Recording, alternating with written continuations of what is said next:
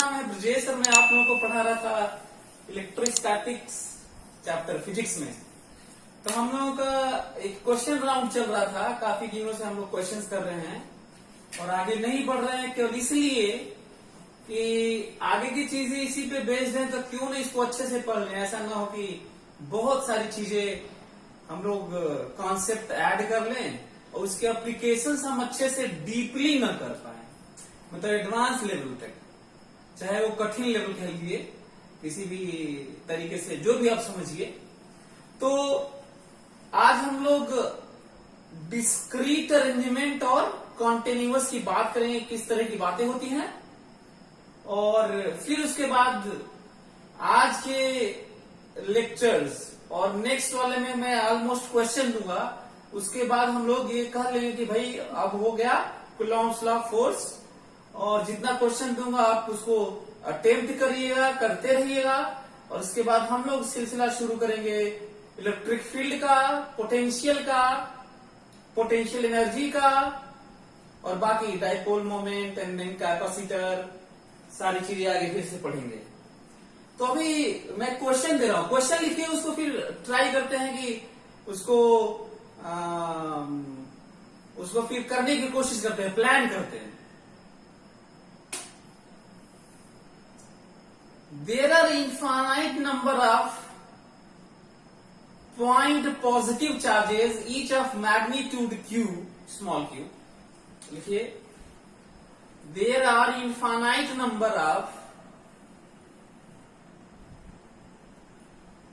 point positive charges, each of magnitude q, are fixed at position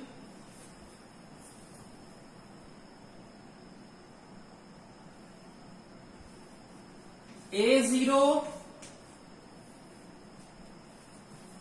2A0, 4A0, 8A0 and infinite.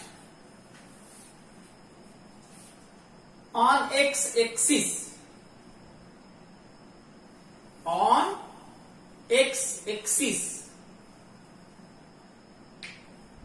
then find net electrostatic force on point charge q naught at origin.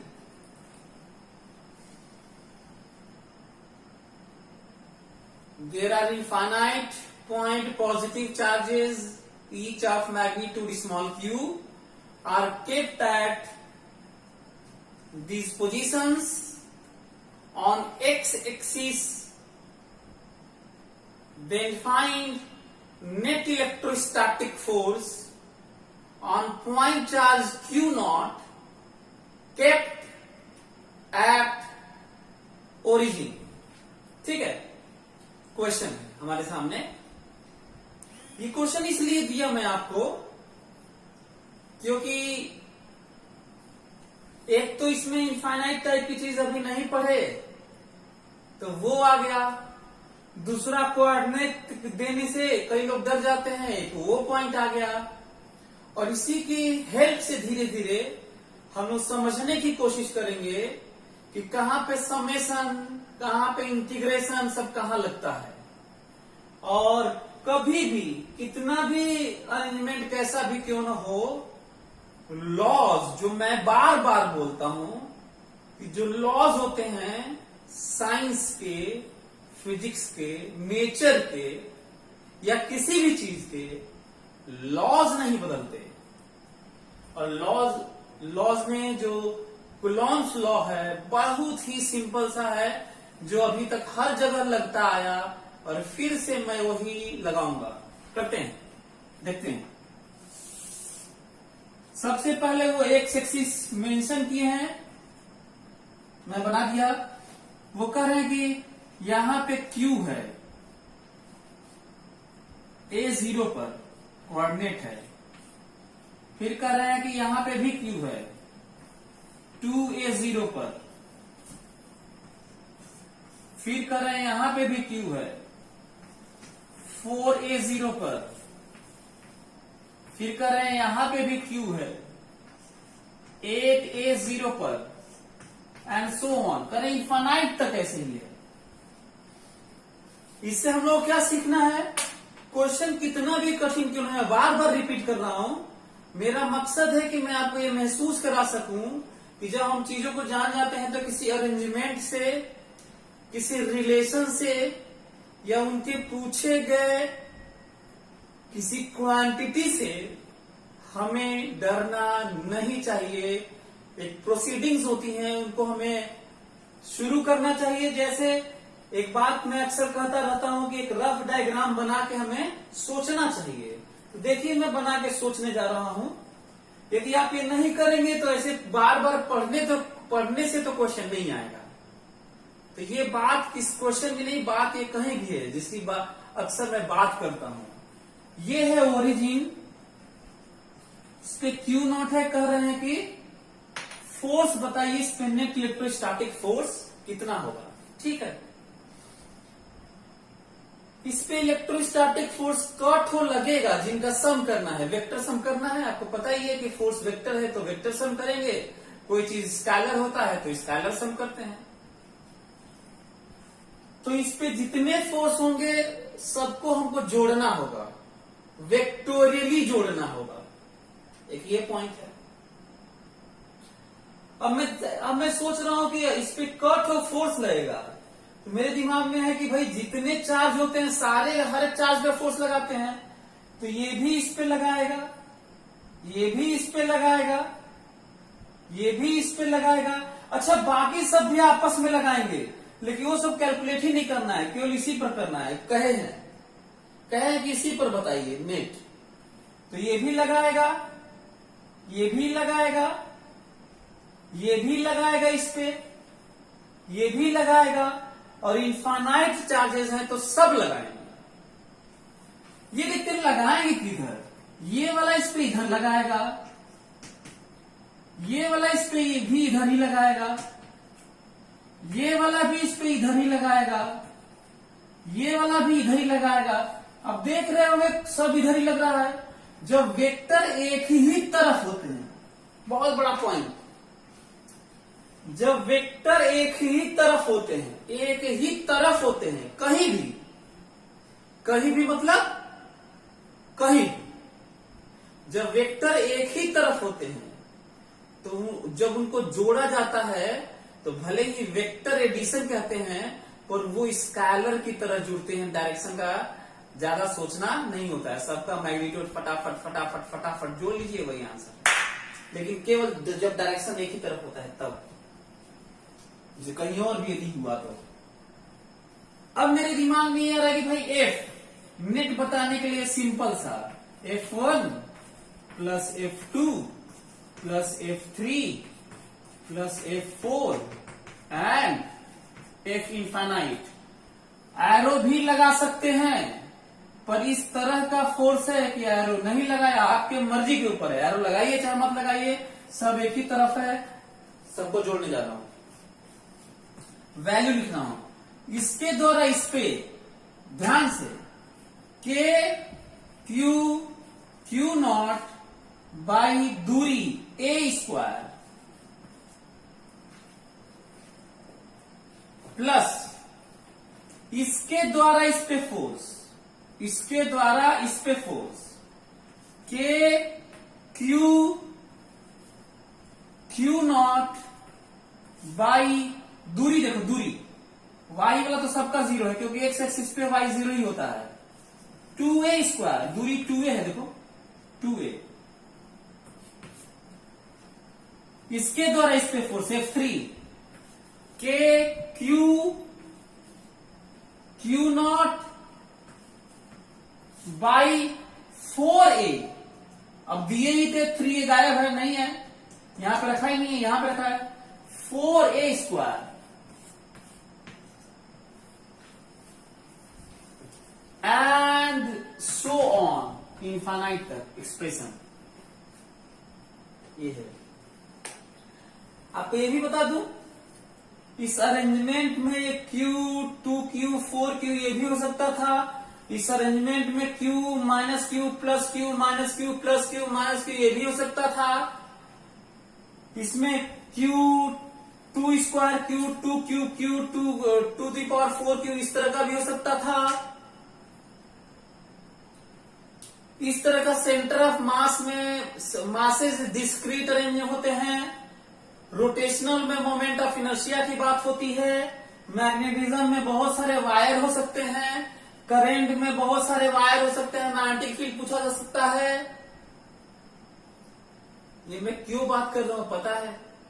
इसलिए ताकि तुम्हें ये idea लगे कि जब इस तरह की बातें होती हैं तो इसी तरह से सोच के चीजों को करना होता है, आगे बढ़ना होता है फार्मूला लगा के। मेरा मकसद ये है कि मैं आपको जब एक तरीका सिखाऊं तो भले ही बहाना एक क्वेश्चन का हो, इस तरह के क्वेश्चन में लिखे होने का, लेकिन घबराने का टाइम नहीं होता वो, बल्कि इस तरह से लिखने का टाइम होता है। अब देखिए मैं कॉमन ले रहा हूं इसमें और इसको सॉल्व करने की कोशिश कर रहा हूं। यहाँ पे एफ,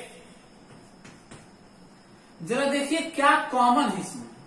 तो आपको मिलेगा के Q not by A square common मिलेगा। यहां पे दिख रहा होगा यदि आपको, तो यहां पे कॉमन मिलेगा। अब मैं क्या देख पा रहा हूं, यहां पे आपको 1 मिलेगा, यहां पे आपको मिलेगा 4, यहां पे मिलेगा आपको 16, और उसी तरह से आगे आप जाओगे तो आपको मिलेगा 64 एंड सो ऑन। घबराना नहीं है, घबराना नहीं है। हम लोगों को ये देखना है कि क्या चीजें, कितनी फोर्सेस लग रहे हैं, उनका सम कैसे करते हैं, बस। ये एक ज्योमेट्रिक प्रोग्रेशन बन गया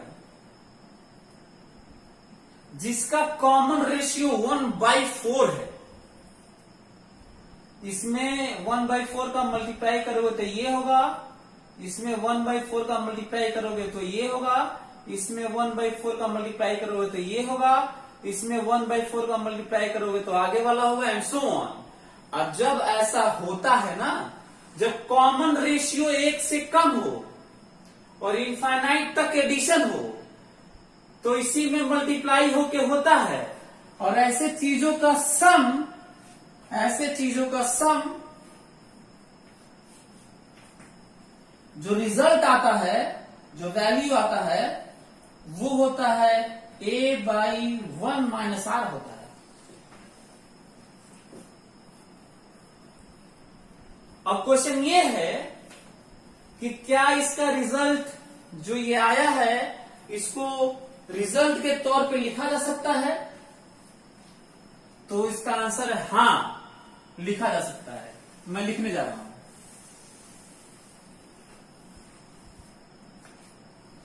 एफ की वैल्यू के Q not by A square. अब जरा देखो तो इसमें ए की जगह जो ए है वो 1 है, मतलब जो पहले लिखा होता है उसे ए कहते हैं, ए।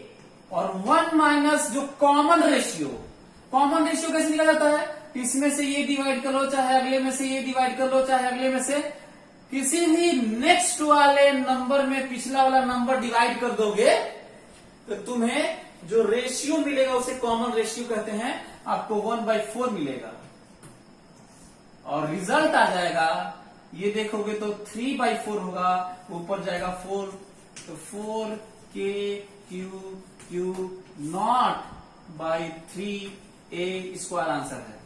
कितनी अजीब सी बात है कि चार्ज जो कितनी संख्या में थे, इनफाइनाइट थे, और इनफाइनाइट नंबर ऑफ फोर्सेस इस पे लग रहे थे, लेकिन फोर्स की वैल्यू इनफाइनाइट नहीं हुई। इसका रीजन ये है कि जो इनफाइनाइट दूरी पर जो थे उनका नेग्लिजिबली स्मॉल फोर्स लग रहा था, जिनका ज्यादा कोई मतलब नहीं था। जो पास वाले हैं वही इफेक्टिव थे जिसमें सबसे ज्यादा कंट्रीब्यूशन, ये जो वैल्यू आया है इसमें सबसे ज्यादा कंट्रीब्यूशन इसका रहा होगा, उसके बाद इसका रहा होगा, उसके बाद इसका रहा होगा, उसके बाद इसका रहा होगा, ऐसे ये समझना है। ये मैं आपको बताना चाह रहा था।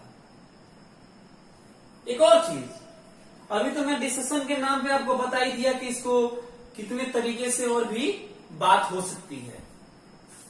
चलिए, आंसर रिजल्ट तो आ गया, इसका ये जो फोर्स लग रहे थे यही है। लेकिन एक और बात देखते हैं, इमेजिन करिए, चलिए एक केस बना लीजिए, अलग से एक बॉक्स बना के एक नया केस बना लेते हैं, चाहे नया क्वेश्चन लिख सकते हैं कि अल्टरनेट प्लस माइनस अरेंज है, दिस इज प्लस। अच्छा, एक क्वेश्चन हो गया है, मैं नया क्वेश्चन करवा रहा हूं, ये समझना जरूरी है। Plus minus plus minus plus minus plus minus and so on. अब कहा जा रहा है कि इसका बताइए, तो अच्छा इस तरह के अरेंजमेंट में कितने दे सकता हूं पता है आप लोगों को? मैं इनफाइनाइट पॉसिबिलिटीज बना सकता हूं, 20-30 क्लास ले सकता हूं, लेकिन ऐसे कोई मतलब नहीं है। पर हाँ, ये जरूरी है कि जो मैं आज पढ़ा रहा हूं उसका यूज कहीं भी किया जाए, किसी भी चैप्टर में किया जाए, इस चीज को समझने की कोशिश किया जाए कि चीजें कैसे सॉल्व होती हैं। एनीवे, हाँ, अब क्या होगा, मैं देख पा रहा हूं कि ये इसको रिपेल करेगा, तो इधर लेगा F1।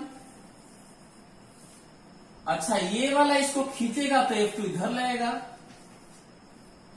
ये वाला इसको रिपेल करेगा तो F3 इधर लेगा, वो वाला इसको खींचेगा तो F4 इधर लेगा, एंड सो ऑन, इधर उधर इधर उधर इधर उधर अल्टरनेट वाला लगता रहेगा। अब क्वेश्चन है अब कैसे करें, तो देखो इधर ही मान लेते हैं F1 ज्यादा होगा इसका, F1 minus F2 plus F3 minus F4 plus F5 and so on. तो देखोगे ये माइनस आ जाएगा, ये प्लस आ जाएगा, फिर ये माइनस आ जाएगा, फिर प्लस, तो plus minus plus minus plus minus plus minus and so on.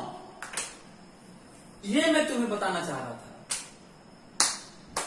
तो आप लोग समझने की कोशिश करिए कि क्या किस तरह की थोड़ी बहुत बदलाव करने से क्या बदलाव हो जाता है, और जब हम एक क्वेश्चन किए रहते हैं तो उसके बाद फिर से नहीं कर पाते। तो मैं बार हमेशा इस बात का ख्याल रखवाता रहता हूं। हाँ, फिर से कॉमन लिया जाएगा ये, तो तुम्हें मिलेगा, ये मिलेगा, फिर प्लस मिलेगा, फिर तुम्हें ये मिलेगा, फिर प्लस मिलेगा, फिर तुम्हें ये मिलेगा, फिर प्लस, कैसे ये मिलेगा minus, then plus, then minus, then plus, then minus, so on. इसका जरा बताओ कॉमन रेशियो क्या है, जरा देख के बताओ कि कॉमन रेशियो क्या है। तो तुम्हें मिलेगा कि इसका कॉमन रेशियो -1/4 है। इसमें इसको डिवाइड कर लो, चाहे इसमें इसको डिवाइड कर लो साइन के साथ, चाहे इसमें इसको डिवाइड कर लो साइन के साथ, -1/4 है। और तब इसको क्या करना होगा, a/1 - r होता है। ध्यान से देखो, ये समेशन जीपी का जेमेट्रिक प्रोग्रेशन का सम है, ये a/1 - r। What is a? पहला number a, 1 minus common ratio. What is common ratio? -1/4, minus minus plus हो जाएगा, माइनस माइनस प्लस हो जाएगा, और तुम्हें रिजल्ट मिलेगा 4/5 हो जाएगा। ये आंसर है। मैं यही तुम लोगों को सिखाना चाह रहा था, मैं आप लोगों को यही बताना चाह रहा था कि जब डिस्क्रीट चार्जेस किसी भी तरह के अरेंजमेंट दिए हो, पहले हमें वैल्यू साइन के साथ, जोड़ के साथ हमें लिखना होता है, प्लस माइनस जो कम ज्यादा हो रहा है, फिर कॉमन लेना होता है, फिर कॉमन रेशियो देखना होता है, और फिर फार्मूला लगाना होता है, मैथ्स लगता है, सीरीज सम, प्रोग्रेशन का सम लगता है, बहुत सारे और भी कठिन बनाए जा सकते हैं। यदि यहाँ पे मैं A 2A 3A 4A ऐसे दे दिया होता, ये लॉग और एक्सपोनेंशियल में जाने लगता है, ये बहुत कठिन होने लगता है। और ये मैथ्स यहां से इसके बाद शुरुआत हो जाती है मैथ्स की।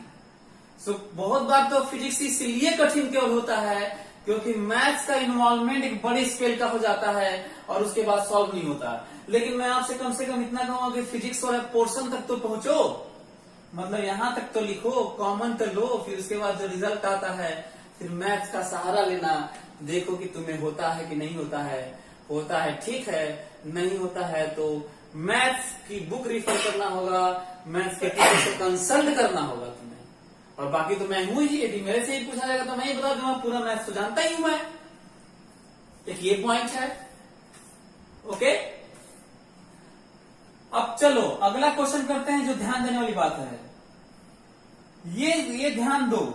अगला मैं कॉन्टिन्यूअस अरेंजमेंट करने जा रहा हूं। डिस्क्रीट का मतलब होता है यहां पर चार्ज है, बीच में नहीं है, फिर यहां पर चार्ज है, इतना दूर नहीं है, फिर यहां पर चार्ज है, फिर इतना दूर नहीं है।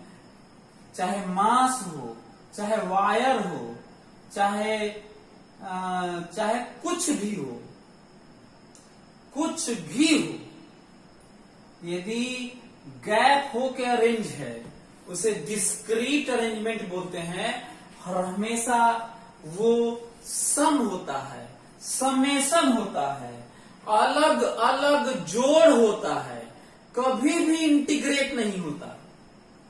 मैं तुम्हें बताने की कोशिश कर रहा हूं कि बहुत सारे बच्चों की शिकायत होती है कि सर आप पढ़ाते हैं, एलिमेंट ले लेते हैं, इंटीग्रेट करते हैं, कुछ समझ में आता है, अपने से ये नहीं समझ में आता कि इंटीग्रेट करें कि सम करें, सबको जोड़ दें।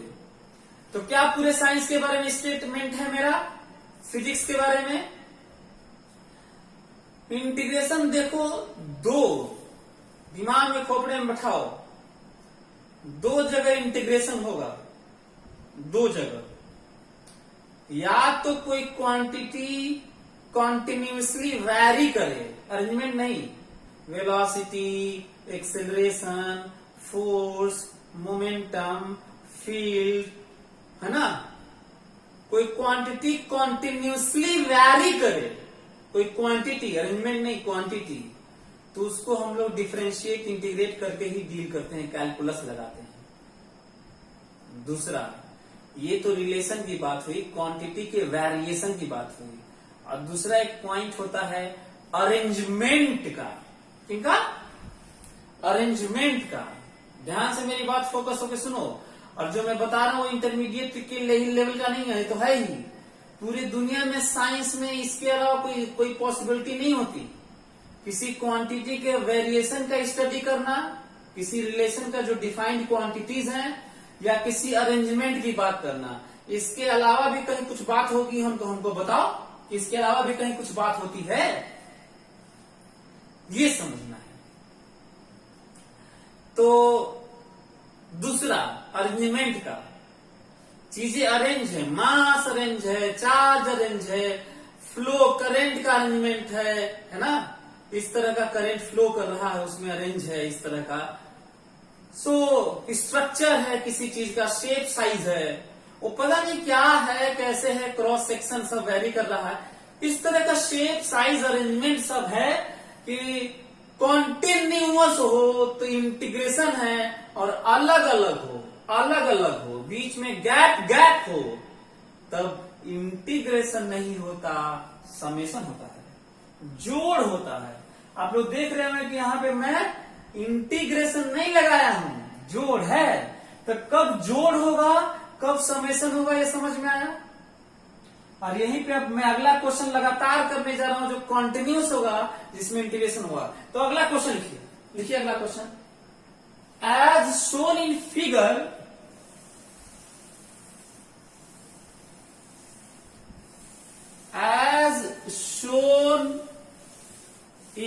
figure, as shown in figure, find electrostatic force,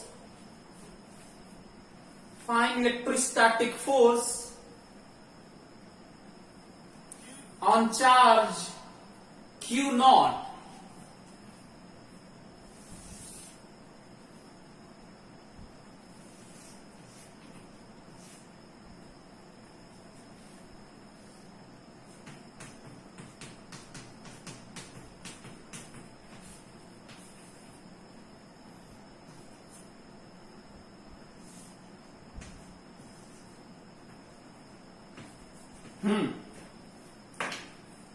Find electrostatic force on charge Q naught.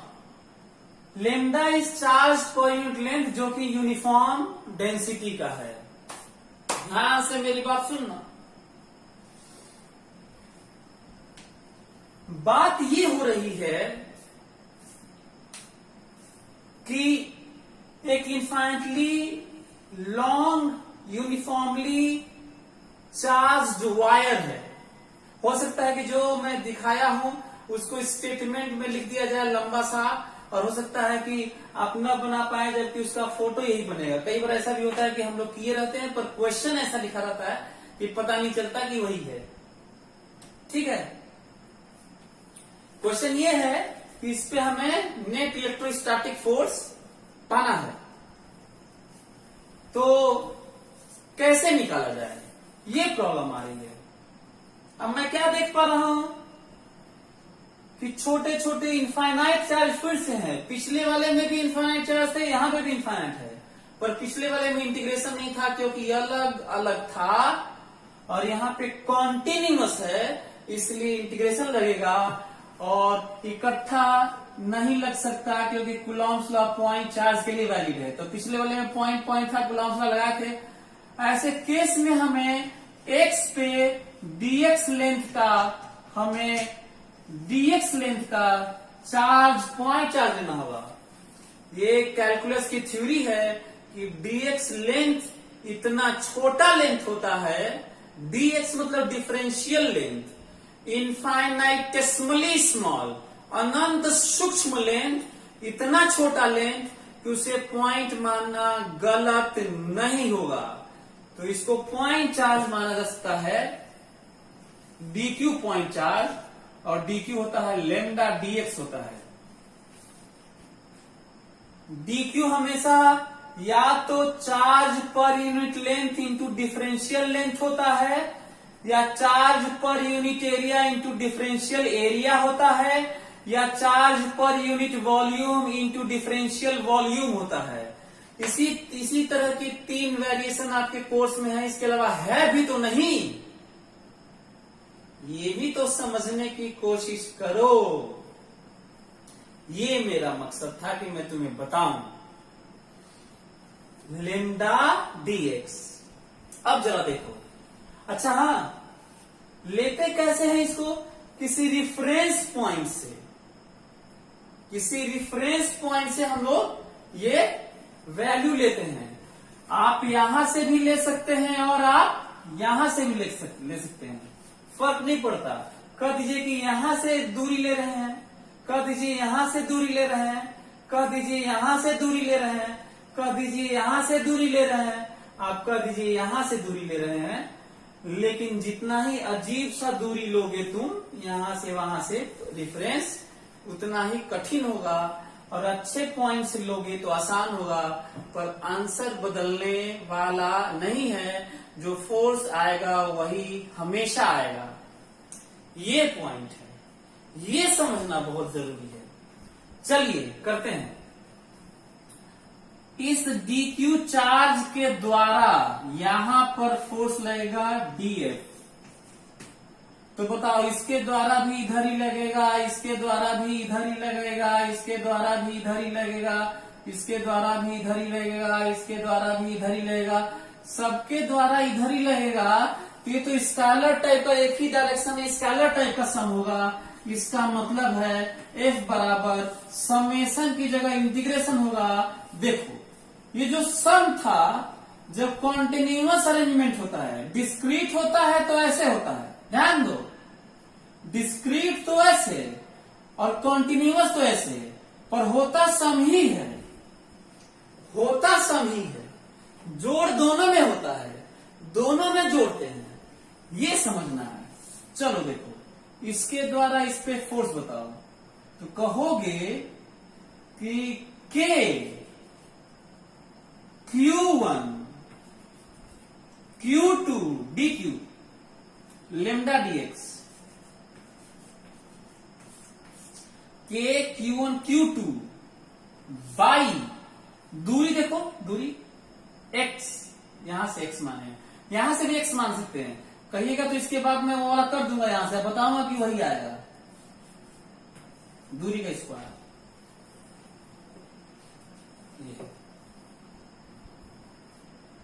आपको मैं बताया कि इंटीग्रेशन कब लगेगा, बताया कि इंटीग्रेशन के लिए रिफरेंस कैसे लेते हैं। कहीं रिफरेंस से हम लोग कुछ जनरल दूरी, नॉट स्पेशल, जनरल दूरी पे x पोजीशन पे dx एलिमेंट लेते हैं, जनरल एक्सप्रेशन लिखते हैं, और लिमिट, बिना लिमिट के, कसम खाओ कि बिना लिमिट के फिजिक्स के क्वेश्चंस नहीं करोगे, नहीं तो गलत हो जाएगा। कभी कभी झटके में सही हो सकता है, बिना लिमिट के नहीं करेंगे। लिमिट कैसे लिखते हैं वो सुनो।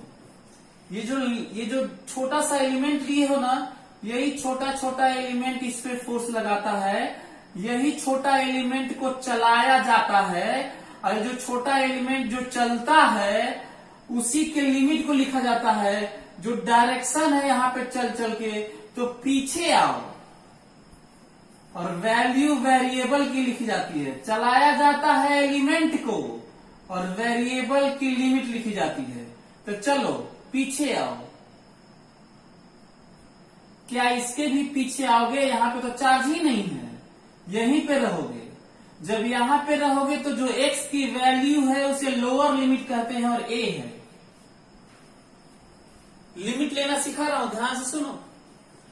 हम वेरिएबल के उस एलिमेंट को जो चलता है उसको पीछे लेके आते हैं, और देखते हैं कि वो कहां तक आ रहा है।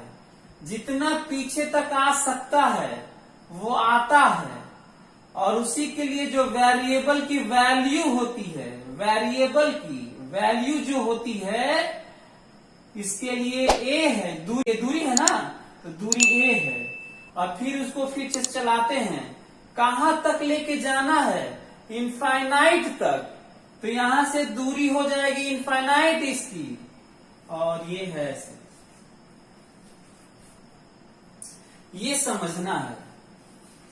अब बताओ इसमें से क्या क्या कांस्टेंट है, जरा देखो तो।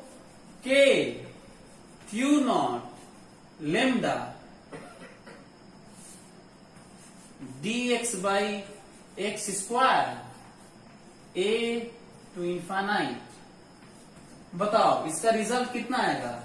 K Q0 lambda dx by X square, dx by X square का इंटीग्रेशन होता है -1/x a टू इन्फानाइट।